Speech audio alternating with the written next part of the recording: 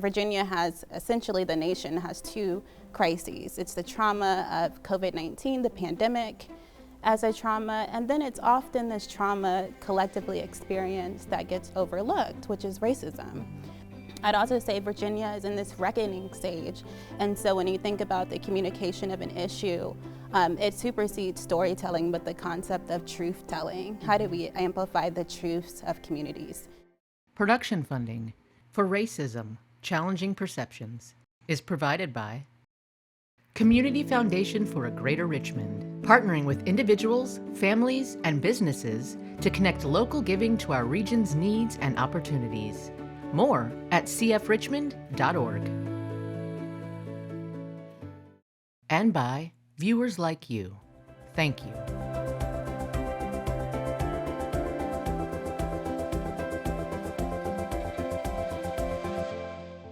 Communities and organizations shared their commitment to addressing inequities in 2020 through developing coalitions and layered approaches to policy.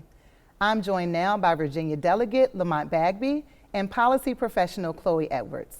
Welcome, it's so good to have you all here with us. Chlo'e Edwards is a policy analyst at Voices for Virginia's Children. She leads policy and advocacy work in domains related to public health, trauma-informed care, equity, and justice. In 2020, Chlo'e launched Virginia's first Racial Truth and Reconciliation Week, which was recognized by Governor Ralph Northam. During the 2021 General Assembly session, Chlo'e helped lead efforts to successfully recognize racism as a public health crisis in Virginia, making the state the first in the South to do so. Chlo'e serves as a University of Richmond community partner in residence, is the founder of Chlo'e Edwards Consulting, and president of Black Lives Matter 804.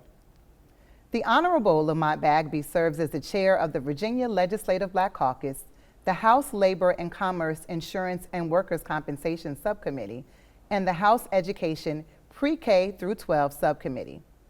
Prior to being elected to the Virginia House of Delegates, Delegate Bagby served on the Henrico County School Board, as well as the Norfolk State University Board of Visitors. Delegate Bagby is committed to breaking cycles of poverty by providing quality health care, inclusionary affordable housing, justice reform, and equity in education. So I'll just jump in, right? Because we have someone who is leading in legislation and policy, and then Chlo'e, we have you who's really working through entities and even in community collaborations to kind of bring up community engagement and voice there. So if you all could just talk a little bit about collaboration and the importance of collaboration in the work that you're doing, especially considering the pandemics that we're still pushing through. The concept of collaboration is really complex, especially in this time. You have the traditional way organizations have always done things. When we talk about nonprofit, there's the nonprofit industrial complex. And then you have transformative, which is, let's recognize our systems have never been just, and so we can't really fall on tradition all the way. And we have to really think authentically and in an intersectional way about community engagement and voice and choice as it relates to policy solutions. So, I like to think it's not what's wrong with us, what's happened to us, but also what's right with us and how can we practice healing-centered engagement and really see community members as the innovators in igniting that change. And oftentimes that's where I see individuals fall short when it comes to community empowerment, especially, Delegate Bagby, I know you work in all these places really at the state macro level, but when we sit on these work groups, we're coming up with all of these community solutions and the community is absent. And so how can we really think in a transformative way about community engagement and empowerment? And I think about sort of my roles outside of serving in the House of Delegates, outside of serving as the chair of the Virginia Legislative Black Caucus, even my time on the school board. Local government is much different than state government and certainly much different than federal government. Local government, you are connected to the people. Rather, you want to be engaged with the community. You will be. The mama bear of the house is going to be calling you if their child is dropped off at the wrong bus stop. If something happened in the classroom where the teacher did not behave properly, they're not calling their delegate, they're not calling their state congressperson, they're calling a school board member. You also get engaged and find out who actually has and I don't have any other way of saying it, juice as Yes. it relates to organizations. You find out who's who and who's actually standing up for some of the families that don't and children that don't have voices. And so I think it's very important for us to make sure that we engage those individuals, but also make sure that they don't get so wrapped up, just like elected officials do, Right. in the day-to-day of coffee with the most powerful individuals, but not going back and re-engaging with those individuals. Oftentimes I get individuals, advocates, lobbyists, and so forth. Sometimes it's hard to tell the difference, but that come into my office and want to talk about an issue. They haven't talked to the community. They don't know the community doesn't know them. And so that's one of the things we have to make sure that we are mindful of, is that the individuals that are representing the communities that they say they serve are actually engaged with the communities.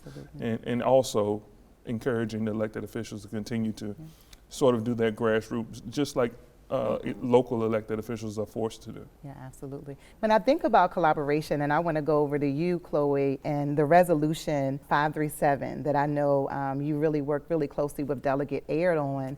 If you could speak to that a little bit more, I think it really speaks to the moment that we're in around some of the racial tension that had been in play. So if you can talk to that a little bit more, and just what that process was like for you, working as an advocate to bring that forward.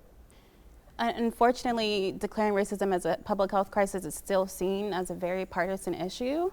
But when we talk about community, like, this is literally our livelihood. And so we definitely wanted to advocate in order to make it successful. We engaged in grassroots petitions, organized meetings, divided and conquered roles and responsibilities, and then the whole concept of organizing testimony. But when we really break it down and look at the context, Virginia has, essentially the nation has two crises. It's the trauma of COVID-19, the pandemic, as a trauma, and then it's often this trauma collectively experienced that gets overlooked, which is racism. Everyone's sitting at home, social distancing, et cetera, and really having to reckon with the truths of the Commonwealth as the Confederate capital, as well as the history of the United States. And I don't recall, what was the vote on that piece of legislation? I'd say there was one person that crossed the aisle, but it was mostly a partisan vote. And so that's the part that I don't want to lose. Oftentimes people look at the progress that we're making in Virginia, whether it's voting rights, where we are going what I consider forward as opposed to backwards, like a number of other states like Texas and Georgia and Florida are making it harder to vote. We're making it easier to vote here in the Commonwealth. And so it comes into place not only when they advocate during the time where the legislation is in place, but also when there's elections.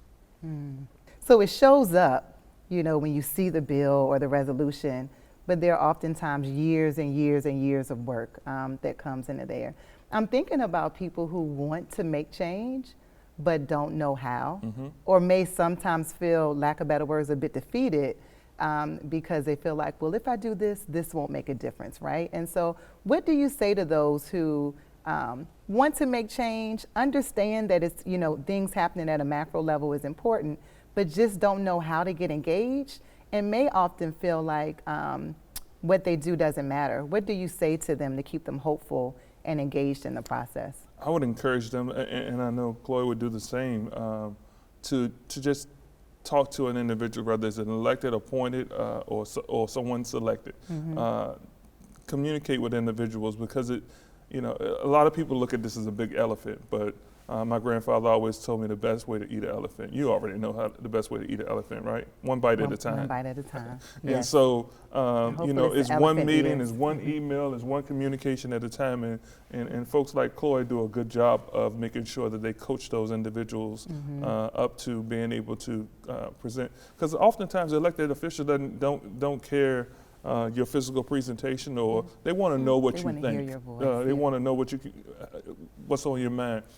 You got typos in your emails, we can look past that. I want to know what the position of my constituency is. And oftentimes they can give you valuable information to help you as an elected official make the point and encourage the balance of the body to get that legislation over the finish line. And I want to back up a little bit because I like to keep it real and be a little transparent, but the HJ 537 resolution was actually introduced during the special session previous to that General Assembly. So it was something that wasn't looked at. It had to be reintroduced, and that just, that's an example of what we deal with in, advocacy. Like the delegate said, I mean, Virginia is a very purple state, fairly moderate. And so a lot of times, whether democratically controlled or Republican, it's often incremental change, and people at the grassroots level, activists, I mean, it's tiring to consistently have to speak up, ask for change, and it'd be like, oh, it's not time for that yet. We don't have the political culture. We don't have the right, General Assembly makeup, and these are the realistic issues that advocates and activists face. And so often when it comes to igniting change, we really have to think, does the opportunity exist? Because that's often advocacy, connecting it to the political opportunity, or do we need to apply a little pressure and ignite that change? And that's really truly activism. But unfortunately, what everyone will face is that political opportunity, whether created or pushed for, will enter the systems. And so it's a lot of work, but what I would implore people to do is really engage with your people, your community members, to really organize, divide and conquer. I think what I'm also hearing is what we know about racist systems, it is embedded in so many different aspects, whether it's education, whether it's voting, whether it's housing. And so I think your ability to really look across the landscape and introduce, bills in various areas that we know is going to really increase the importance of us bringing this to light, I was really impressed with. If you can share maybe one or two things that you're proud of that's been introduced, and then maybe talk to us about, we know there's a bill, but what does that mean for the people? One bill is Juneteenth, the legislation to make Juneteenth a holiday. Folks can discount it and say, hey, it's just a holiday, but it speaks volumes to the space that we're in right now. And it says a lot that we're just doing it now. And so Juneteenth was special. Because it was a piece of legislation that I had worked on when I first got into the General Assembly that we couldn't get across the finish line because, again, the climate wasn't right as it relates to the makeup of the General Assembly. But then the second piece of legislation was dealing with predatory lenders. And in Virginia, predatory lenders were having their way, particularly in individuals in impoverished communities. And you had people that borrow $250 and end up paying $2,500 back. Borrow $2,000 and end up paying $10,000 back. Lose your car, lose so much off of these small loans, and so it just snowballs. And so I was so happy when we were able to get that legislation across the finish line. And so even something such as that's happening on this very macro, as you kind of talk, kind of this feels like a glass box at times place, is really affecting folks, on the ground in the community in such a significant way. Chlo'e, you do such a great job as we talk about engaging with folks who are proximate to the issues, proximate to the concerns, and you make it seem so easy. You absolutely do. But I know it's a lot of work that's involved there, right? What's some of the background things that are happening when you're preparing people to share their story, their real life, actually, to share their life, say in a committee meeting or something of the sort? What does that look like for you as an advocate? Yeah, I always say I navigate a lot of spaces. There's the advocate, the activist, me when I'm you at said home about chilling. three or four about Chloes. 3 or 4 Chloes, really, because it's a different culture that comes with each position. Absolutely. And so when I'm advocating, oftentimes within those systems, a community has an innate distrust for systems. They don't want to talk to the public. I'm not going to assume everyone doesn't, but they don't trust the system. They don't care about the governor or the first lady or any of these fancy hats. These aren't the people that they see in their day-to-day day that's taking care of them and influencing their outcomes. And so there's, really that relationship building piece, the trust building piece. It's not a matter of attending a meeting. It's probably going to the Girls for a Change Black Girl Rally, even if you're not a speaker, just showing up and being a part of the community. And so the relationship piece takes a great level of time. And then oftentimes when I'm in these systems, attending coalition meetings in the nonprofit sector, community is not represented. I mean, really, when you look at coalitions, it's about neutral decision-making and active engagement with community. A lot of these coalitions do not have community. And so we can't necessarily rely on these powerful lobbyists or nonprofit organizations for the community perspective. Now, when I'm in the activist space, oftentimes under-resourced, Black Lives Matter 804, we don't, oftentimes smaller organizations don't qualify for these big grants and resources. And so we have a lot of volunteers, lawyers, graphic designers, photographers, et cetera, people I can really lean on, people that review my press statements and stuff like that, teaching people how to organize a march, doing your coalition volunteer meetings, cold calls. I'd say when you're an activist, you wear a lot of hats that you don't necessarily professionally specialize in, but you just have to learn the ropes, because advocacy, when you really think about it, it's inaccessible. Requires a certain level of privilege. And then we're breaking down these trusts because of these systemic barriers, right? So I'm in this space where people trust me, but they don't trust the system. And so how do you facilitate that and really navigate the complexities of community engagement? Delicate place and balance to hold, as you're moving things forward. And just in thinking about moving forward, I think what we have in front of us right now is more than enough, right? The things that we're working through.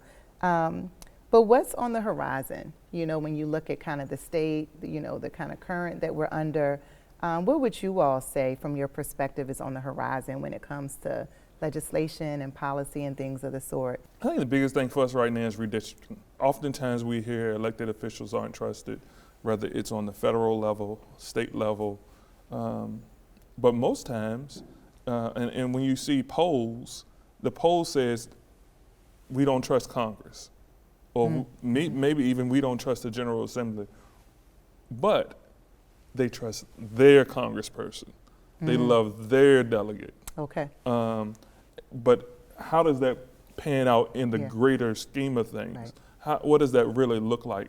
And so I think it becomes fair when we have fair maps, and individuals are able to really express, particularly the Black community, because they have put us in compact districts and sort of packed us in respective districts, where I hope, just like with the advocacy and the marches and showing up in public spaces, I hope that we will spread that out a bit to make that voice louder, so that individuals on both sides of the aisle, urban, suburban, and rural individuals, will know what the issues are. And I think that's really the way that we do it. We spread it out a little bit, and I think that's the charge for all of us, whether it's the individual that wants to be heard, the activist, the advocate, the lobbyist, the elected official, the media.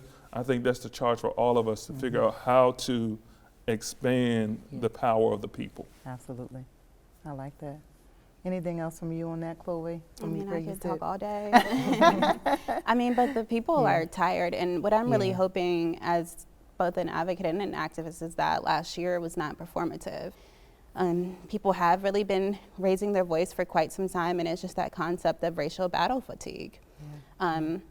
So again, it goes to, how do we get people reinvigorated?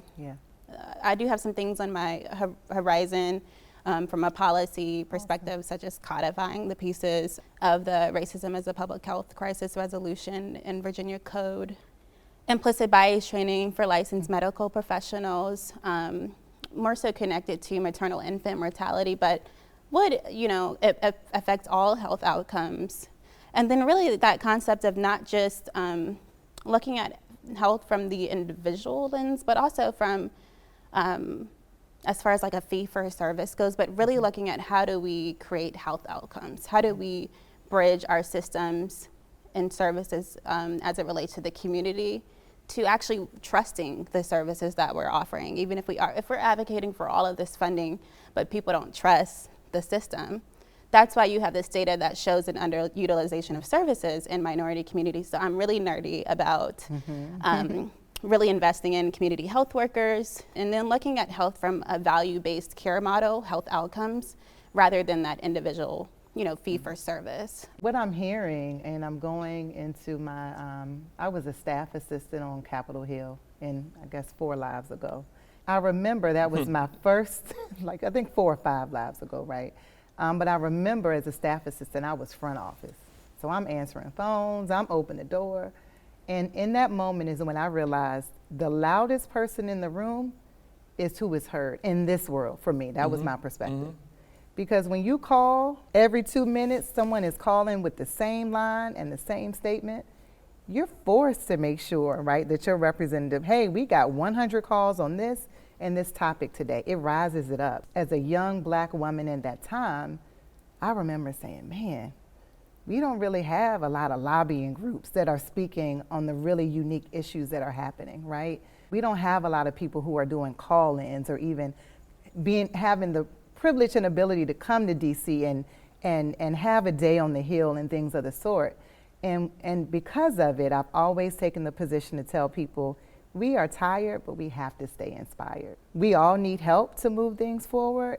And a lot of that is the people power of saying what needs to be said and moving things forward so the individuals know. What's the opportunity? If there was anything that you could use from people, if there was anything that you could use from legislators, right, or even people in your work, what is that opportunity or that need that you would share with folks who are watching or listening? When it comes to equity, what I want folks to realize is that equity wouldn't be needed if all people were innately equal, if we eliminated the barrier to begin with. So that is really jumping into social justice, right? And so there's mitigative change. For example, you have a family who is unable to gain access to fresh and nutritious foods nearby. So you could give them the EBT, the SNAP, but does that change their situation or does it only mitigate it? And so then when we go into transformative change, we're talking about those big policy issues that may come with some partisan tags, unfortunately, but things like universal income, or the resolution to declare racism as a public health crisis. So really looking at a system that we recognize was never right to begin with. It was never just. It's not a matter of improving the systems or combating systemic racism, but it's creating different systems, transforming our systems. And then I think the other part that I want folks to realize, there's the individual racism, which is at the interpersonal level. It's where you live, work, and play, the people that you interact with. But then there's also systemic and structural racism, and so those are your systems that perpetuate sometimes racist policies, as well as the structural racism, which is the interaction with people and institutions and systems. And so we have to think with both of those perspectives. Oftentimes people think individually, like, well, I'm colorblind, I don't see color. But we have to think of those two perspectives when it comes to racism. There are individuals that disagree with us. They don't think that the individual that robbed the bank in Hanover and got 30 years should be released, even though the white lady that robbed the bank, same bank in Hanover, got 5 years. And so these are the things, when we think about the systematic, we need to fix not only what's happening in the future, but we need to go back. Same thing with the marijuana laws. The cannabis reforms are not just about how we move forward selling the product. It's what do we do for those individuals that are actually serving time right now, or have had systematic challenges associated with finding jobs in the past. It's still showing up these barrier crimes. I'm on a commission for barrier crimes. That's really holding individuals back, particularly those individuals that have substance usage challenges and want to help the next individual overcome those barriers. But those barrier crimes are preventing individuals from finding quality jobs, even helping other individuals that are experiencing the same thing. I just thank you all so much for your time, for your insight, for the work that you all are doing and leading. I'm looking forward to what's to come with this policy and progress that I believe has been made, but I know there's more work to continue. Thank you. Thanks for having us. Absolutely.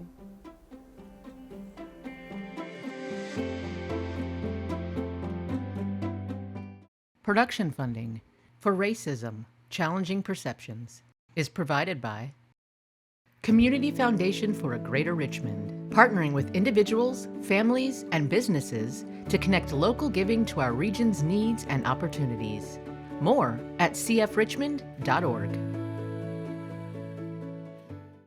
And by viewers like you. Thank you.